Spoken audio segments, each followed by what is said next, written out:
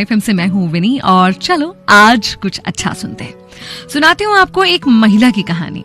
बड़ी सीधी सादी सी एक महिला थी।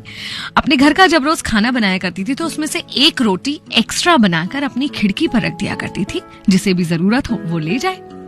एक बाबा थे जो हर रोज आने लगे और खिड़की पर रखी हुई रोटी लेने लगे। लेकिन रोटी लेने के बाद वो एक लाइन कहते थे, तेरा किया हुआ बुरा तेरे साथ ही रह जाएगा और तेरा अच्छा तेरे पास लौटकर जरूर आएगा। एक दो दिन इसने सुना और ध्यान नहीं दिया।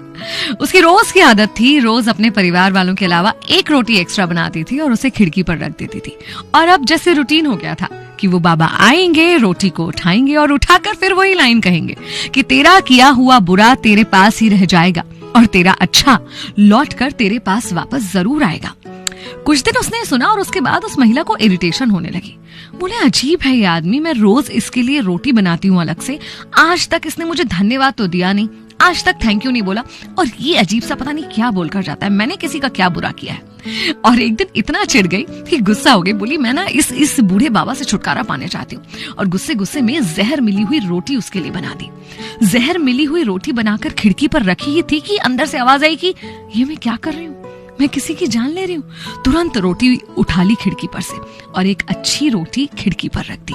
वो बाबा आए, उन्होंने फिर रोटी उठाई और फिर वही कहा कि तेरा किया हुआ बुरा तेरे पास ही रह जाएगा और तेरा अच्छा तेरे पास लौटकर जरूर आएगा। इसने अनसुना सा किया, इरिटेट हुई अंदर चली गई। इस औरत का एक बेटा भी था जो कई दिनों से बाहर था। दिन रात उसकी सलामती की कामना करती रहती थी क्योंकि कई दिनों से उससे बात भी नहीं हुई थी। और उस दिन अचानक डोरबेल बजी और सामने क्या देखती है, उसका बेटा खड़ा हुआ है। वो बहुत खुश हुई लेकिन अपने बेटे की हालत को देखकर बहुत दुखी थी।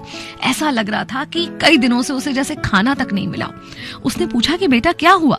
उसने कहा, माँ, मैं जिस देश में था वहां युद्ध जैसी स्थितियां बनी हुई थी, हमें कैद कर लिया गया था और किसी तरह मैं वहां से निकलकर वापस आ पाया हूँ। ऐसा लग रहा था कि बस प्राण निकल ही जाएंगे। इतने में रास्ते में एक बूढ़े बाबा मिले। उनसे मैंने कहा कुछ खाने को दे दो। उनके हाथ में एक रोटी थी जो उन्होंने मुझे दे दी और शायद उसी वजह से चलकर अपने घर तक पहुंच पाया। और पता है माँ, उस बूढ़े बाबा ने मुझसे क्या कहा? उसने कहा कि तेरा किया बुरा तेरे पास ही रह जाएगा और तेरा अच्छा लौट कर तेरे पास वापस आएगा।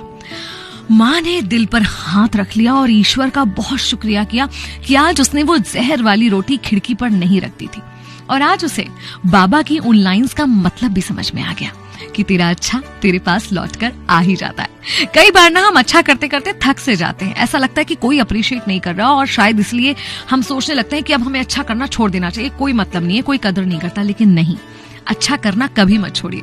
भले कोई उसके लिए अच्छे शब्द बोले ना बोले, भले कोई उसकी तारीफ करे ना करे, क्योंकि ये तय है कि आपके अच्छे कर्म आप तक वापस किसी ना किसी रूप में कभी ना कभी जरूर आ जाएंगे।